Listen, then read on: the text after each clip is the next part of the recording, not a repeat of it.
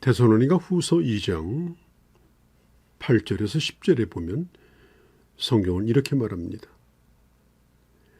그때 불법한 자가 나타나리니 악한 자의 임함은 사탄의 역사를 따라 모든 능력과 표적과 거짓 기적과 불의의 모든 속임으로 멸망하는 자들에게 나타날 것이라고 했습니다.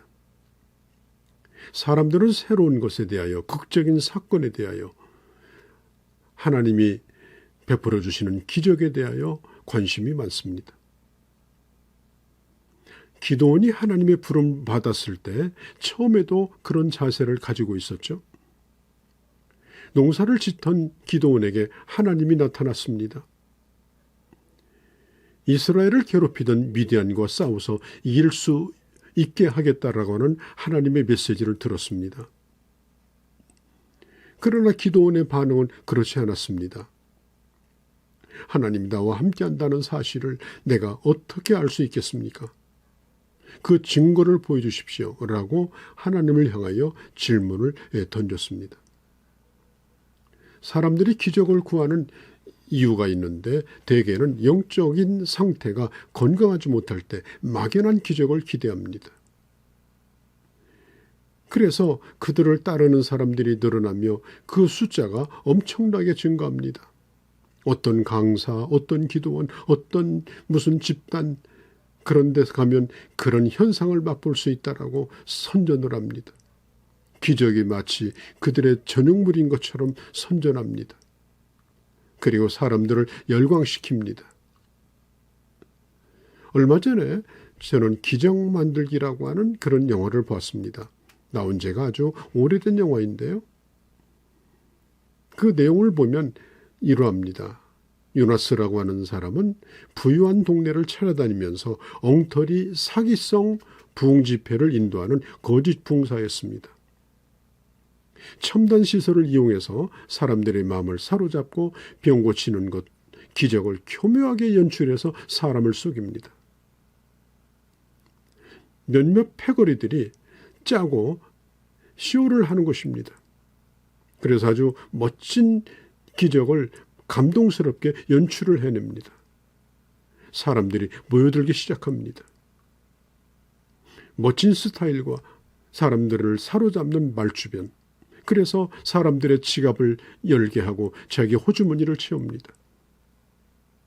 이런 사기꾼 집회에서도 진짜로 병나는 기적이 일어나기도 합니다. 사람들이 정말 회개하기도 합니다. 비가 오지 아니할 때 비 오기를 구하니 비가 오기도 합니다. 그래서 사람들이 그를 믿고 아주 훌륭한 전도자인 줄 알고 그를 따라옵니다. 그가 양심의 가책을 받아 다시는 이런 사기 행각을 하지 않기로 하고 그 도시를 떠납니다. 그때 메마르던 그 땅에 하늘에서 비가 오는 것으로 영화가 끝납니다. 여러분, 우리가 성경을 보면 어떤 때 마음이 뜨거워집니까? 낙심하던 제자 두 사람이 엠마오로 가다가 그 싸늘한 가슴, 그 공포심 언제 뜨거워졌습니까? 감정을 부추기고 기분을 돋돋워서 마음이 뜨거워진 것이 아닙니다. 자기 만족이나 어떤 엑시타시한 현상 때문이 아닙니다. 울고 부르짖고 몸부림쳐서 자기 안에서 일어나는 어떤 카타르시스 현상도 아닙니다. 우리 주님이 말씀을 풀어줄 때, 성경에 나타난 예수 그리스도를 설명해 줄 때, 엠마오로 가던 제자의 눈이 떠지면서 가슴에 불이 붙고 그리고 예수 그리스도가 자기와 동행한 사실을 확인하게 됩니다. 어떤 사람은 하나님이 자기의 필요를 따라 나를 깜짝깜짝 놀라게 하는 기적을 일으키는 마술사 같은 분이라고 생각하기도 합니다. 그래서 눈 뜨자마자 하나님 오늘 또 기적의 날이 되게 하옵소서 그렇게 구합니다. 예수님이 40일 금식 기도를 하시고 사탄에게 시험을 받을 때 기적을 통한 시험이었습니다. 마귀가 이렇게 말합니다. 네가 하나님의 아들이면 이 돌들로 떡덩이가 되게 하라. 그때 예수님은 뭐라고 그랬습니까? 사람이 떡으로만 사는 것이 아니라 하나님의 입으로 나오는 말씀으로 산다. 극도의 배고픔 가운데 있을 때 길에 굴러다니는 돌멩이도 떡으로 보이는 그런 시점에 돌로 떡을 만들어 먹으라. 이런 기적을 보여준다면 이제는 더 이상 굶주리지도 금식하지도 않으면서도 사람들이 당신을 믿게 될 거다. 얼마나 그럴듯합니까? 성전 꼭대기에서 저 이스라엘의 벼랑으로 뛰어내린 100m가 넘습니다. 그러면 천사가 받아줄 거다. 뛰어내리라. 이 마귀는 이런 센세셔널리즘, 아주 극적인 효과, 이런 것을 통해서 사람들의 마음을 사라고 충동질을 합니다. 뭔가 보여줘라. 네가 하나님의 사람이 아니냐. 네가 목사가 아니냐.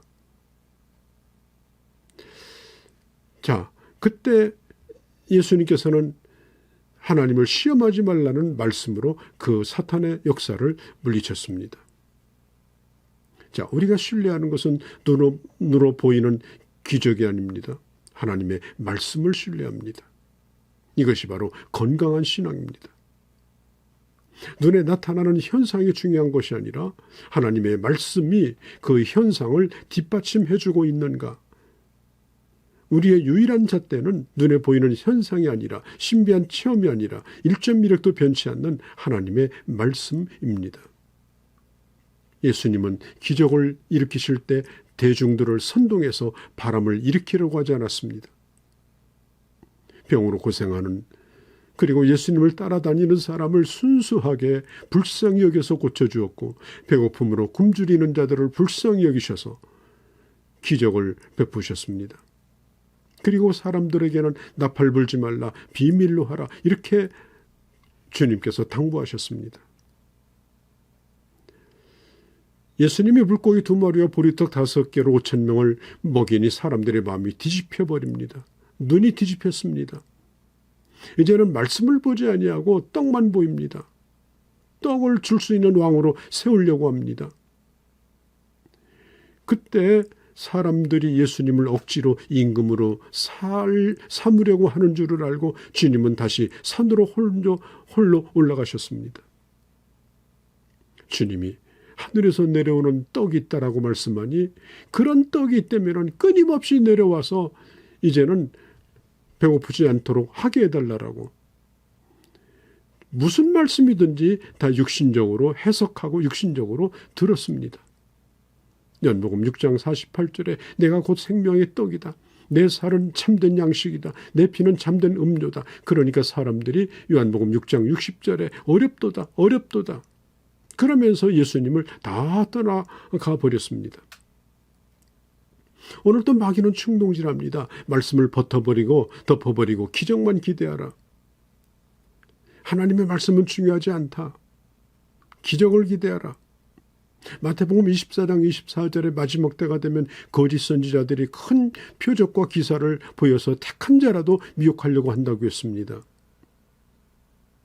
어디 가서 무슨 물을 떠먹으면 병이 낫는다. 누구에게 안수받으면 병이 낫는다. 예수님께서 마태복음 12장 39절에 음란한 세대가 표적을 구하지만 내가 보여줄 것은 요나의 표적밖에 없다. 복음서에 나타난 가장 위대한 표적은 바로 예수 그리스도의 십자가의 죽음과 예수 그리스도의 부활의 사건입니다. 그걸 믿는 신앙만이 죽은 자가 살아나고 죽은 영혼이 거듭나는 역사가 나타나는 것입니다. 사도 바울이 하나님 앞에 질병으로 인해서 3번씩이나 고쳐달라고 기도합니다. 안 고쳐주셨습니다. 견딜 수 없는 가시였습니다. 오히려 고린도서 12장 9절에 보면 네 은혜가 네게 족하니 더 이상 구하지 말라 그랬습니다. 그 응답 앞에 이 바울은 토라져 가지고 먼지를 털고 그곳을 떠난 것이 아닙니다. 깨달았습니다. 하나님이 나를 겸손케 하려고 이런 가시를 주었다. 그리고 약한 데서 강해지는 하나님의 은혜를 경험한 것입니다. 성경에 보면 이례적 사건으로 끝나는 기적이 많습니다. 물로 세상을 심판하는 일, 홍해를 가르시는 일들과 같은 것입니다. 우리 주님은 너는 하나님의 동역자라고 말씀하셨죠. 고린도전서 3장에 하나님은 우리와 함께 일하십니다. 하나님의 동역자로 우리와 함께 하나님의 역사를 나타냅니다.